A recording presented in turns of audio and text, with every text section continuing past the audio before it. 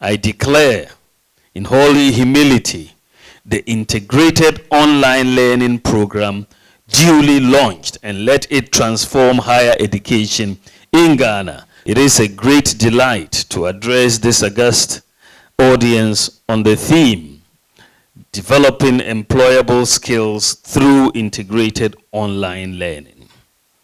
Globally, information and communication technology is regarded as a dependable vehicle to facilitate educational reform and development, a platform for communication, and as a means to achieve the Sustainable Development Goal 4.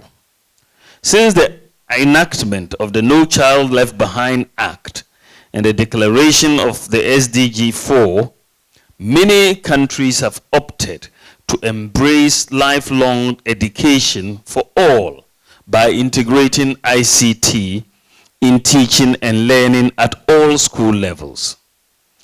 The Ghana government's initiative to ensure education anytime, anywhere for everyone by revolutionizing teaching and learning through ICT has faced a lot of challenges and also criticism.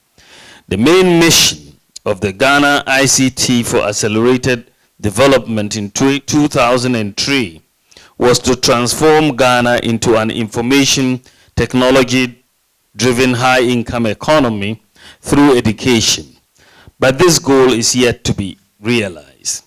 In the wake of COVID-19, with all its socioeconomic disruptions, many countries and educational institutions have turned to online learning. To be expected, these initiatives, whereby learners can communicate with their instructors and their peers and access learning materials over the internet or other computing networks, have met with several challenges. These include the transition from the traditional curriculum development and classroom instructions, testing and evaluation to a new learning environment with minimum human contact. Another challenge is the lack of infrastructure to digitize and transmit learning materials, as well as having the appropriate human resources to implement e-learning initiatives. Even as the demands for e-learning is growing, we are faced with both the human resources constraint, the physical hardware, as well as the soft infrastructure. With the speed of implementation of e-learning, public policy makers, school administrators, teachers, and students all appear to have been caught in the fog of e-learning. What are we doing right?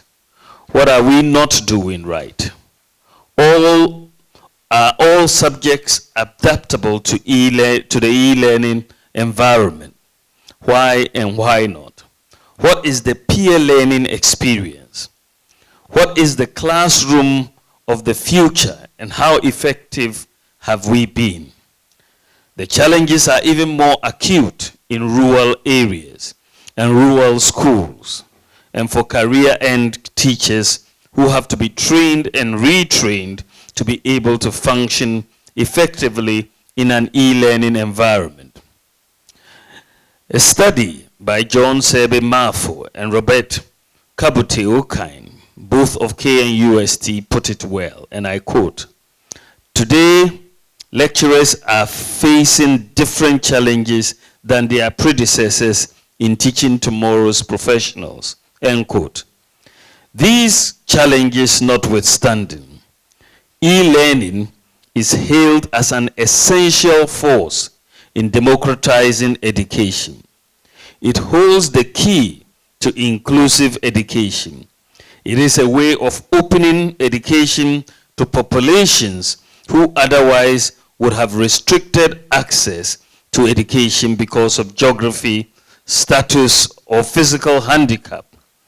E-learning is an appropriate method to instruct students in remote areas, which involves all types of learning and skills development. The advancement of ICT has called for online learning as a feasible and economically appropriate means of extending quality education. Clearly, integrated online learning has several benefits. First, integrated online learning saves time and money. With online learning, learners can access content anywhere and at any time. They don't need to take time out from their jobs to attend classes. E-learning is also cost-effective. Companies save a substantial amount on travel and accommodation costs of both learners and instructors, as well as the venue and materials. No printing helps reduce your carbon footprint too. Second, integrated online learning leads to better retention. Modern learners prefer bite-sized interactive content. They would rather watch a video or listen to a podcast than read through pages of a manual. E-learning tools enable learning designers to make the content interactive. The more engaging the content is, the better the learners remember information. If they enjoy learning, they can be able to recall and apply the concepts at work. Third, integrated online learning is consistent. In face-to-face sessions, every instructor has his or her own method of teaching. Each varies in approach and style and is susceptible to mistakes. You can eliminate these issues with e-learning. Online learning provides consistent and standardized training every time. Each learner goes through the same experience regardless of when and where he or she takes the course. Fourth, integrated online learning is scalable. We can roll online learning to as many employees and students as we need, and it's a one-time investment. Once you invest in it, you can roll it out to 1 million people if that is what is available. The more learners take the course, the lower the per unit cost, and the faster you can write off the expense. Fifth, integrated online learning offers personalization. Each learner has unique preferences and learning goals. E-learning makes it possible to cater to individual needs. It allows learners to choose their learning path and to navigate at their own pace. When they decide what to learn and when, they remain invested in the course. Last but not least, skills development through integrated online learning provides a tool to tackling youth unemployment. The government of Ghana prioritizes skills development and entrepreneurship and therefore supports the integrated online learning program. The CARES program, STEM Academy, TVET service, among others, are initiatives by government to develop the skills of the youth and contribute to economic sustainability.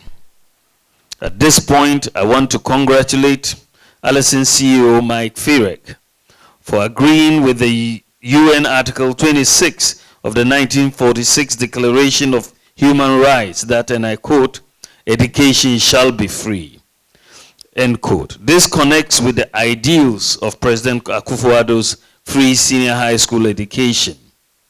Partnering with the Leyden Educational Foundation as a social enterprise to deliver 3,000 courses free of charge to the youth and professionals holds some good prospects for our economy and corporate global.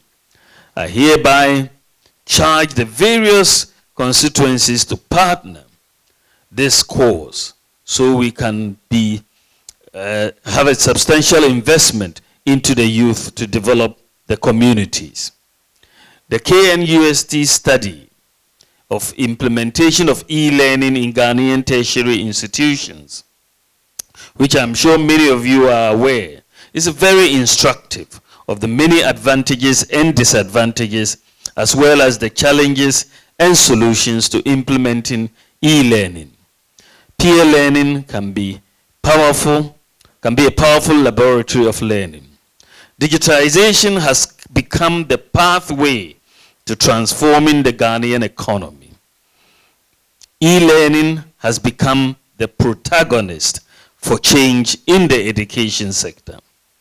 From the Ghana card to the digital address to the mobile money interoperability and the Ghana.gov, Ghana is on the move to developing an integrated set of databases to help improve the efficiency by which we govern ourselves, conduct public administration, improve access to public services, whether it is in the health sector, the education sector, improve revenue mobilization, and curb corruption. We have so far provided free Wi-Fi to about 700 senior high schools, to 46 colleges of education, 260 district education offices, and 13 public tertiary institutions. And we are going to do more, because this is the way of the future as we move into more and more of online learning and also access to the internet.